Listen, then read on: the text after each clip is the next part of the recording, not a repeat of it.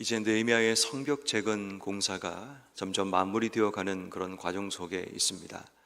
계속적인 도발과 공격들이 느헤미야의 이 성벽 재건하는 이 과정 속에 일어나게 됩니다. 오늘 1절에 이름을 이야기하는 것처럼 도비아와 산발락과 게셈, 이 사람들을 중심으로 계속적인 공격들이 일어나게 됩니다. 그런데 그들의 계획들이 뜻을 이루지 못하게 되죠. 다시 말해 성벽 재건을 막기 위해 그들 나름대로 최선을 다해 공격하고 이것을 막기 위해 애를 썼지만 오늘 성경이 말하는 것처럼 허물어진 틈을 남기지 아니하였다라는 이 말은 거의 이 성벽 재건 작업 자체가 이제 마무리되었고 아직 문짝을 달지 못하는 이제 마무리 공정만 남아있는 그런 모습임을 보게 됩니다. 이제 그러자 그들의 공격의 방향이 바뀌어지게 됩니다. 그 전까지는 이 성벽을 재건하는 이 일을 하지 못하게 막기 위해서 백성들의 마음을 흐트리고 또 그들의 마음을 두렵게 하고자 했던 그런 공격 일변도의 모습이었다면 이제는 공격의 방향을 바꿉니다. 철저하게 지도자 느헤미야를 향해서 공격하기 시작합니다. 오늘 성경 말씀에 보면 이 느헤미야에게 너를 죽이겠다라는 그런 두려움, 이것을 먼저 심어주죠. 육체적으로 널 죽을 거다, 너는 죽일 거다라는 그런 것을 하게 되죠. 뿐만 아니라 그를 직접적으로 해하기 위해서 계속적으로 사람을 보내어서 만나자 이런 식의 제안을 하게 됩니다. 4번에 걸쳐서 이런 제안을 했지만 느헤미야가 이 제안을 거절하게 되자 이제는 편지를 그에게 보내게 됩니다. 편지를 보내어서 내가 지금 하고 있는 그 일을 알고 있다라고 위협과 두려움을 줍니다. 내가 지금 모반을 꾸미고 있고 내가 유다에서 왕이 되고자 하는 너의 계획을 알고 있다고, 그리고 이것을 왕에게 실제로 편지를 보내어서 지금 왕이 이 사실을 알게 될 것이다 라고 그의 마음속에 두려움을 심어주게 됩니다. 사실이 아니라도 그런 편지로 인해서 사람들의 오해가 또 쌓이게 되면 더 큰 문제가 발생될 수 있는 그런 거죠. 심리적인 공격을 하는 겁니다. 첫 번째는 실제적으로 그를 죽이겠다라는 그 공격을 시작했다가 두 번째는 이제는 심리적인 공격을 합니다. 조금이라도 뭔가 꺼리낌이 있으면 그 꺼리낌 때문에 올 것이라는 그런 마음을 가졌던 겁니다. 그래서 그에게 계속적으로 마음속에 너 지금 이 소문이 왕에게 퍼지게 되면 너의 모든 계획들이 탄로나게 되고 또 너가 하고 있는 이 공사가 더 이상 진행되지 못할 거라고 그를 위협하고 두렵게 만드는 그런 일들을 하게 됩니다. 그리고 세 번째는 이제 어떤 한 사람이 함께 이 두음 분출하고 나오지 않게 되는 일들이 벌어지게 되죠. 10절 말씀에 보면 스마야라는 사람인데 그가 직접 그 집에 찾아가게 됩니다. 아마도 그만큼 그와 가까운 관계였고 또 그 일에 굉장히 중요한 역할을 했던 사람이란 것을 우리가 예상해 보게 됩니다. 근데 이 스마야가 그에게 이렇게 말을 합니다. 그가 마치 예언하는 것처럼 사람들이 너를 죽이러 올 터이니 하나님의 전으로 가서 피해라 라고 이야기를 합니다. 내가 외소에 들어가서 문을 닫고 나오지 말면 너는 목숨을 부지할 수 있다라고 그에게 해결책을 제시하고 그를 도와주는 방법을 제시하는 것처럼 하고 있는 겁니다. 그런데 알고 봤더니 그것이 그를 무너뜨리기 위한 방법이었다는 것을 보게 되죠. 육체적으로 그를 죽이려고 하고 심리적으로 그를 죽이려고 하고 영적으로 그를 죽이려고 합니다. 그의 리더십 자체를 완전히 무너뜨리고 백성들에게 신망과 신뢰를 완전히 무너뜨리게 하기 위한 방법들을 세우는 겁니다. 만약에 느헤미야가 이 외소에 들어가게 되면 사람들에게 아마도 이런 소문을 퍼뜨릴 겁니다. 느헤미야가 율법의 규례를 어기고 이 모든 일을 지금 행했다라고 이야기를 할 겁니다. 그러면 그의 리더십과 그가 앞으로 해야 될 그 모든 일이 가로막히는 그런 문제가 일어나게 됩니다. 여러분, 우리는 오늘 이 말씀을 읽으면서 우리에게도 다가올 수 있는 이런 영적인 공격, 심리적인 공격, 육체적인 공격에 대해서 우리 생각해 보아야 됩니다. 느헤미야 시대가 이랬다면 우리가 사는 시대는 더 큰 혼란과 문제가 일어날 수 있죠. 누구나 다 무기를 손에 살 수 있고 쥘 수 있는 시대를 살아가고 카톡이나 아니면 인터넷상에 블로그상에 몇 번의 글로 누군가를 매장시켜 죽이는 것은 너무나 쉽게 할 수 있는 일들입니다. 영적으로 거짓말에 누명을 씌워서 한 사람의 리더를 무너뜨리는 일은 그렇게 어렵지 않는 그런 시대를 살아가게 됩니다. 가장 중요한 사람들의 마음을 혼란하게 만들기만 하면 됩니다. 그러면 스스로가 소문에 소문을 불게 되고, 그리고 결국은 그 소문을 타고 사람들은 불필요한 상상력을 동원하다 보면 결국은 한 사람이 그냥 무너지는 것은 일도 아닌 그런 일들이 일어나게 됩니다. 조금만 여러분 뉴스만 살펴보게 되면 그런 일들이 얼마나 많이 일어나고 있는지 모릅니다. 그럼 우리가 이런 시대를 살아가면서 사탄은 끊임없이 우리에게 이러한 세 가지 방법의 공격을 반복하고 있습니다. 사람들에게 육체적으로 위해를 가하거나 심리적으로 강력한 타격을 주게 되죠. 뿐만 아니라 영적으로 그의 삶의 영적인 리더십과 그의 삶을 무너뜨리기 위한 수많은 방법들을 간구하고, 그 모든 일을 지금도 모략을 세우고 한 영혼을 죽이기 위해 애쓰고 있는 그런 시대를 살아가고 있다면 과연 지금 우리에게는 그런 공격들이 없는가를 돌아봐야 합니다. 만약 지금 내 삶에 아무런 문제가 없더라도 또 이런 공격이 내 삶 속에 올 수도 있다는 생각을 가지게 된다면, 특별히 여러분들이 어떤 자리에서 점점 조금 더 높은 자리로 올라간다든지 아니면 중요한 역할을 감당하기 위해 사람들 앞에 나타나기 시작하는 순간 사람들은 이러한 공격을 통해 우리를 힘들게 하고 무너뜨리게 될 거라는 겁니다. 자, 그렇다면 여러분, 우리는 오늘 이러한 공격들이 우리 앞에 있다면, 또 앞으로 일어날 수 있다면 우리가 어떻게 이러한 공격을 준비하고, 또 현재 우리가 이러한 공격 가운데 있다면 어떻게 이 공격을 이겨내야 하는가를 오늘 성경을 통해 우리는 발견해야 됩니다. 첫 번째는 꺾이지 않는 마음이 필요합니다. 사탄은 끊임없이 우리를 넘어뜨리고 무너뜨리기 위해 수많은 도전들을 우리에게 던지게 될 겁니다.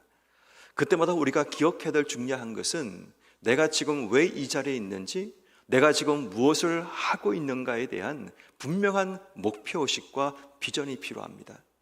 비전과 꿈이 없다면, 비전과 하나님 향해 주시는 그 목표가 없다면 우리는 꺾이고 말 겁니다. 굳이 내가 이 일을 해야 하는가에 대한 그런 마음을 품게 될 겁니다. 그런데 느헤미야는 꺾이지 않는 마음이 있었습니다. 왜냐하면 자신은 지금 시간을 얻어서 이 자리에 왔고, 하나님의 성벽을 재건하는 일은 하나님께서 이 공동체 가운데 원하시는 일이라는 사실을 그가 분명히 알고 있었고, 그가 해야 될 일은 단지 이 외형적인 건물만 짓는 것이 아니라 무너진 백성들의 마음을 다시 세워야 될 그런 사명감을 가지고 그가 그 자리에 왔기 때문입니다. 그래서 이 느헤미야서를 읽게 되면 이 처음 앞부분에는 성벽을 재건하는 공사를 한다면, 이 느헤미야서의 뒷부분은 백성들의 무너진 마음을 회복하기 위해 신앙 재건 작업을 하게 됩니다. 다시 말해 그가 왜 이곳에 있는가에 대한 분명한 이유를 알고 있고, 그가 해야 될 역할과 사명을 가지고 있기 때문에 그런 꺾이지 않는 사람이었다는 것을 보게 됩니다. 사랑하는 성도 여러분, 우리가 지금 서 있는 자리, 우리가 하고 있는 그 일이 하나님께서 나를 그 자리에 세우셨고 나를 통해 하나님의 일들을 하기 원하신다면 우리의 삶이 꺾이지 않는 마음을 주시기를 기도해야 됩니다. 끊임없이 우리의 삶에는 위협과 두려움과 공포가 밀려옵니다. 이 일을 계속 할 수 있을까에 대한 염려도 내 마음속에 들여옵니다. 내 주변에 아무도 없는 것처럼 두려움도 밀려옵니다. 믿었던 사람이 나를 속이고 배신하는 일들이 우리의 삶 속에 너무나 많이 일어나게 됩니다. 믿었기에 스마일을 찾아갔고 그를 위로했더니 그의 입에서는 거짓말과 계략과 그런 것이 나오게 됨을 우리가 발견하게 됩니다. 그러므로 여러분, 오늘 하나님 앞에 우리가 기도할 때 하나님께서 주신 길이 바른 길이라면 내 마음이 꺾이지 않고 이 길을 위해 설 수 있는 우리의 삶이 되게 해주시기를 기도해야 합니다. 두 번째, 여러분, 우리가 여러 가지 많은 공격과 어려움 속에 서 있더라도 두 번째 우리가 기억해야 될 두 번째는 진실한 마음입니다. 진실하고 바른 마음입니다. 중요한 것은 내 마음이 바로 서 있지 않으면 공격 앞에 흔들릴 수밖에 없는 겁니다.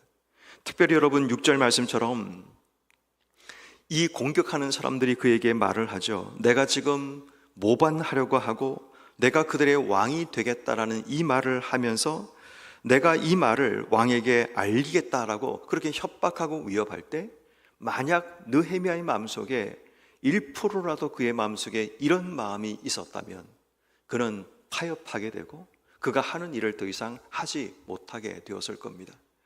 그래서 그는 떳떳했습니다. 진실한 마음으로 이 일을 하고 있었기 때문에 그는 두렵지 않아서 그런 8절 말씀 이렇게 말을 하죠. 내가 사람을 보내어 그에게 이르기를 내가 말한 바 이런 일은 없는 일이요 내 마음에 지어낸 것이라 하였더니, 그런 공의의 하나님께서 이 모든 일을 이루실 것을 믿었고 그런 자신의 마음속에 있는 진실함을 드러내게 됩니다. 나는 그런 마음을 품은 적도 없고 그런 일은 없는 일이라고 그런 분명하게 그들에게 알려주게 됩니다. 때론 여러분, 우리 마음속에 어떤 일을 하면서 내가 얻을 기대와 이익을 생각하고 어떤 일을 하다 보면 우리의 마음속에 담대하게 그 일을 하기가 어려울 때가 있습니다. 왜냐하면 내 이익과 물려 있으면 그 이익이 사라질 것에 대한 두려움이 우리의 삶을 사로잡는 순간 우린 타협할 수밖에 없고 우린 그들이 원하는 대로 끌려갈 수밖에 없는 그런 일들이 일어나게 됩니다. 그런 의미에서 여러분, 우리에게 필요한 것은 어떤 일을 하든지 하나님의 마음과 진실한 마음을 가지고 그 일을 행해야 됩니다. 내가 이 일을 통해서 어떤 이익을 얻으려고 하는 것이 아니라 내가 순수한 마음과 진실한 마음으로 그 일 가운데 서야지만 우리는 감사함으로 위협 가운데도 그 일을 담대하게 할 수 있는 겁니다. 근데 내 이익이 그 속에 걸려 있으면 우리는 그 이익을 얻기 위해 타협하는 삶이 될 수밖에 없음을 보게 됩니다. 그러므로 오늘 하루 삶을 살아갈 때 우리가 먼저 만들어 가야 될 우리의 삶의 모습은 진실하고 순수하게 주신 역할들을 감당하고자 하는 그 마음이 필요합니다. 이게 조금이라도 무너지면 우리의 삶이 어떤 일을 진실하게 감당하기 어렵게 되고 수많은 사람들의 소문 앞에 우리의 삶이 흔들릴 수밖에 없다는 겁니다. 제가 믿는 한 가지는 시간이 지나면 사람들이 알 것이라는 겁니다. 때로는 사람들이 오해할 수 있고 믿지 않고 때로는 여러 가지 수많은 일들이 일어날 수 있지만 그럼에도 불구하고 내가 하나님 앞에 진실할 수 있다면 시간이 지나면 사람들은 이해하고 알 것이라는 그 마음을 가지고 있습니다. 우리의 삶도 마찬가지입니다. 때로는 내가 진실하게 행하지만 남들이 알아주지 못할 때가 있고 이해하지 못할 때가 있지만 지금 내가 왜 이 일을 하고 있는가? 내 마음속에 1%라도 내 이익과 내 욕심을 가지고 있는가를 돌아보고 만약 그것이 아니라면 우린 그 일을 계속 진행해도 문제가 없다라는 겁니다. 왜냐하면 하나님께서 그 일 가운데 역사하시고 내 뜻대로 내 방법대로 되지 않을지라도 하나님께서 만들어질 결과가 우리 안에 일어날 수 있기 때문입니다. 그럼 우리 여러분, 어떤 일을 하든지 어떤 상황에 내몰리든지 간에 우리가 해야 될 중요한 것은 진실하고 순수하게 그 일을 감당하게 되면 그 가운데 역사하실 하나님을 우리가 만나게 되는 겁니다. 세 번째, 여러분, 우리가 기억할 세 번째 마음은 뭐냐 하면 이러한 공격과 어려움 앞에 우리가 기억해야 될 것은 담대한 마음입니다. 사탄의 공격 무기 가운데 가장 중요한 무기는 두려움입니다. 우리의 마음속에 두려움이라는 감정을 넣는 순간 사람들은 누구나 다 그 두려움의 감정 앞에 흔들리고 넘어지게 되죠. 두려움에 사로잡히는 순간 우리의 삶의 이성을 상실하고 판단력을 잃어버리게 됩니다. 지금 너를 죽이러 온다, 지금 당장 피하지 않으면 너 큰일 난다 라고 실제적으로 마치 하나님 말씀처럼 그를 위협하고 나가게 되면 사람들은 나도 모르는 사이에 두려움에 사로잡히는 순간 판단력을 잃어버리게 되죠. 그래서 성전에 들어가서 숨게 되면 결국 그가 마치 그런 죄를 기획했던 것처럼 그렇게 하나님 앞에 나가는 그런 일들이 일어나게 되죠. 사람들은 그렇게 해서 누군가를 그 자리에서 끌어내리려고 하고 그의 삶을 무너뜨릴 계획들을 세워나가게 됨을 보게 됩니다. 그러므로 여러분, 우리가 기억할 것은 늘 하나님 앞에 담대한 마음으로 준비되어야 됩니다. 지금 제가 말씀드리는 담대한 마음이라 진실한 마음이라 꺾이지 않는 마음들은 이것이 문제를 풀어가는 답이 아닙니다. 이것은 우리가 문제를 만났을 때 우리가 먼저 준비해야 될 부분이라는 것을 이야기합니다. 어떤 삶을 살든지 간에 우리의 삶에 먼저 준비할 것은 뭐냐면 꺾이지 않는, 하나님 주시는 목표가 있다면, 목적이 있다면, 비전이 있으면 꺾이지 않는 마음이 필요하고 우리의 삶 속에 그 마음과 함께 진실한 마음을 가지고 주신 삶을 살아가고 담대하게 어떤 일을 만나든지 간에 우리가 그렇게 준비해야 하는 겁니다. 이것이 우리의 기초라면 그 다음에 해야 될 일은 하나님 앞에 나가는 겁니다. 오늘 성경 말씀해 보면 14절 내 하나님이여 도비아와 산발락과 여선지자 노아다와 그 남은 선지자들 곧 나를 두렵게 하는 자들의 소행을 기억하옵소서라고 하나님께 기도합니다. 내가 하나님 앞에 바로 서서 하나님과의 관계를 유지하면 그 다음에 우리가 해야 될 일은 하나님께 화살기도, 하나님 도와주시옵소서, 하나님 기억하옵소서. 긴 시간의 기도를 우리가 할 수 없을 수 있습니다. 때로는 짧은 한마디, 베드로가 물에 빠져가면서 전능하신 하나님 어쩌고저쩌고 이렇게 기도할 수 없습니다. 단 한마디 나를 도와주옵소서. 이게 화살기도입니다.